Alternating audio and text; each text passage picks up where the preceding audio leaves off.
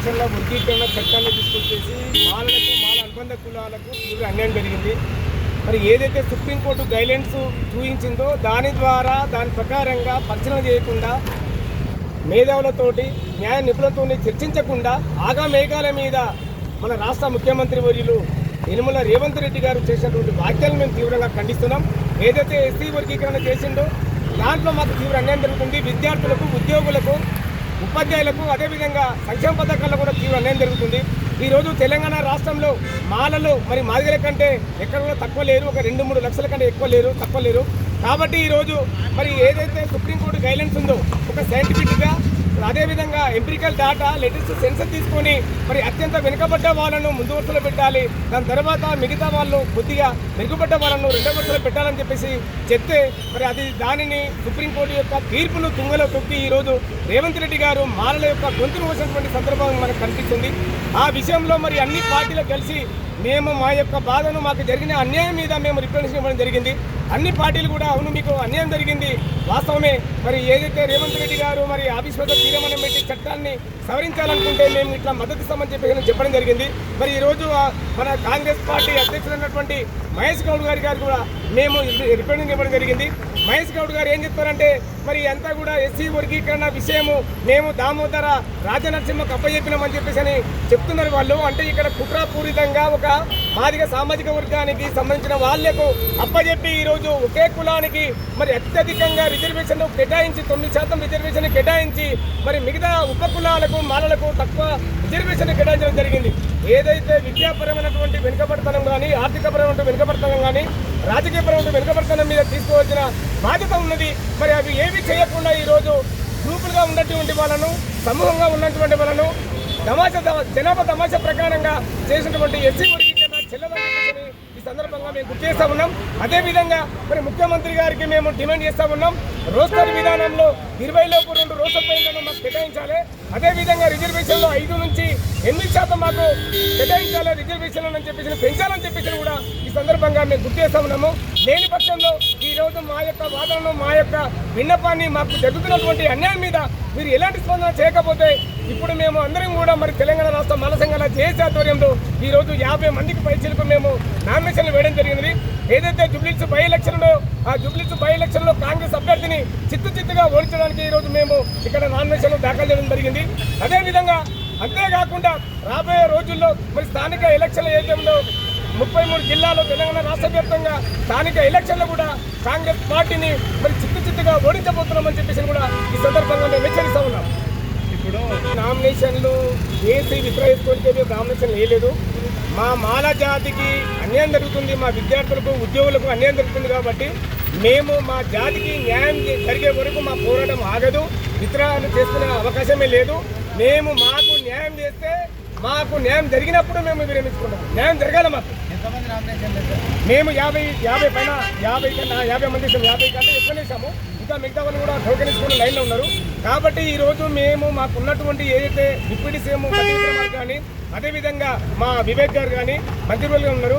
మరి వీళ్ళతో పాటు మా ఏదైతే గడ్డం ప్రసాద్ గారు స్పీకర్గా ఉన్నారు. మరి వీళ్ళందరితో కూడా మేము వెళ్ళి మరి మేము ఏదైతే మాకు జరిగిన అన్యాయం మీద రిప్రజెంటేషన్ జరిగింది.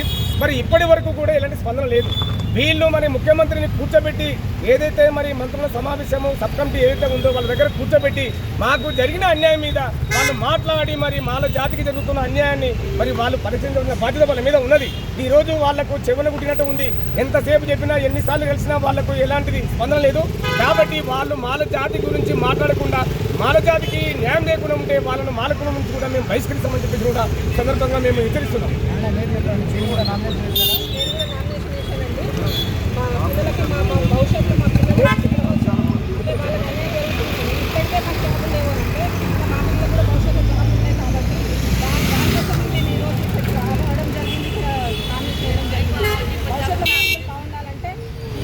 వర్గీకరణ ఏదైతే ఉందో అది మాకు అనుకూలంగా రావాలి, మా పిల్లలు బాగుండాలి. ఓకే, మీరు కూడా నామినేషన్ వేశారా? ఎక్కడి నుంచి మీరు? రంగారెడ్డి. ఓకే, ఎందుకు వేశారు? మన వర్గీకరణ విషయం ఏదైతే అన్యాయం జరిగిందో మాలలకు వాళ్ళకి చేసి పిలుపు మేరకు ఈరోజు రంగారెడ్డి నుంచి 5 మంది వచ్చి 5 అభ్యర్థులకు నామినేషన్ వేయడం జరిగింది. ఈరోజు మా జిల్లా అధ్యక్షుడు మల్లేశం గారు, మా గురువులు అనంతేష్ గారు, నాతో పాటు నామినేషన్ అయినటువంటి ఉదయ్, ప్రమోద్, రవీందర్ గారు, సుజాత గారు అందరం కలిసి కూడా ఏదైతే రోస్టర్ విధానంలో 23% కింద అయిందో మాకు అన్యాయం జరుగుతుంది కాబట్టి మన హెల్త్ డిపార్ట్మెంట్ సంబంధించిన 48 పోస్టులు వాడితే ఎస్సీ మాలాలకు ఒక్క పోస్టులు రాలేదు దాన్ని ఎలిజిబుల్ ఉన్నా కానీ రోస్టర్ విధానానికి ఒకసారి మేము 23-25%కి వెళ్ళినాం. తీవ్రంగా అన్యాయం ఖండిస్తున్నాం కాబట్టి తీవ్ర అన్యాయం జరుగుతుంది కాబట్టి చర్య తీసుకొని నామినేషన్ చేసుకొని వేయడం జరిగింది. మీరు కూడా వేశారా బ్రో? మేము కూడా చేసాము. ఏం పేరు పేరు ఉదయ్. ఎందుకని ఎందుకు వేసారు? అదే మా ఎస్సీ మాలలకి అందరికీ అన్యాయం జరుగుతుంది కావున దానికి మేము న్యాయం జరగాలని మరి నామినేషన్ న్యాయం జరుగుతుందని అనుకుంటా. రేవంత్ రెడ్డి గారు స్పందించి దీనికి ఏదైనా చర్యలు తీసుకొని ఇంకా మా పెద్దలతో మాట్లాడి ఏదైనా నిర్ణయం తీసుకుంటారని. ఓకే, మీరు చెప్పండి సార్, మీరు కూడా వేశారా? మీరు వేశారా? సో వీళ్ళ డిమాండ్స్ ఏంటి? వర్గీకరణ 99 ఏదైతుందో దాన్ని సవరించాలనే ఒకటి, దాంతోపాటు రోస్టర్ పాయింట్స్ విషయంలో కూడా 20 తర్వాత 22వ పాయింట్ ఒకటి ఇచ్చారు, తర్వాత 41 ఇచ్చారు. అట్లా కాకుండా 20 లోపల కొన్ని పాయింట్స్ రావాలి అనేటటువంటి ప్రధానమైనటువంటి డిమాండ్ దాన్ని సవరించాలని ప్రధానంగా కోరుతున్నాం. వర్గీకరణ అనేటటువంటి కోర్టు గైడ్లైన్స్ కూడా సరిగ్గా పాటించలేనటువంటిది ఉన్నది. ఇవన్నీ ఉన్నప్పటికీ వాళ్ళు ఏకపక్షంగా చేసినటువంటిగా మేము గుర్తిస్తూ దీన్ని ఖండిస్తూ నిరసనగా ఈరోజు మా జిల్లా నుంచి మేము 5 మందిని నామినేషన్ మీరు ఎక్కడ నుండి? నాది జూబ్లీ కాన్స్టిట్యూన్సీ. నా పేరు దాసరి భాస్కర్. ఓకే, మా జూబ్లీ కాన్స్టిట్యూన్సీ కాబట్టి తెలంగాణ రాష్ట్రంలో రేవంత్ రెడ్డి చేసినటువంటిది లోకల్ విధానం కానీ ఏసీ విధానం కానీ శాస్త్రీయబద్ధంగా లేదు, అశాస్త్రీయంగా ఉన్నది. ఇంకొకటి 1985-84లో చెందూరు, కారక్షేడు, వేంపెట్ట అక్కడ జరిగిన గొడవలు చంద్రబాబు నాయుడు గారు చేసిన కుట్రలో భాగమే ఈయన శిష్యుడు కాబట్టి రేవంత్ రెడ్డి కూడా అదే విధంగా చేసిండు. రోస్టర్ విధానంలో మాకు 22% ఇచ్చింది, అక్కడికి ఏమి లేవు. 5% ఉన్న ఓసీ వర్గం మొత్తము కలిపితే వాళ్ళకు 6%, 6 రోస్టర్ పాయింట్ తీసుకున్నారు. తర్వాత బీసీలకు 6 ఇచ్చింది, ఎస్సీలు ఎవరికి ఎస్సీ మాదిలకు 2 ఇచ్చింది, తర్వాత ఇప్పుడు ఎవరికి మన ఎస్టీలకు 1 ఇచ్చింది. అదేవిధంగా మాలలకి 22% అది కూడా ఉమెన్స్కి ఇచ్చింది. ఆ తర్వాత జనరల్గా మామూలుగా బాయ్స్కి అయితే 41 ఇచ్చింది. కాబట్టి ఎక్కడ కూడా వచ్చే పద్ధతి మాకు జాబులు కానీ ఉద్యోగాలు కానీ ఏమొచ్చే పరిస్థితి లేదు. విద్యార్థులు చదువుకునే అవకాశాలు లేకుండా చేసింది తెలంగాణ కాంగ్రెస్ రాష్ట్రంలో.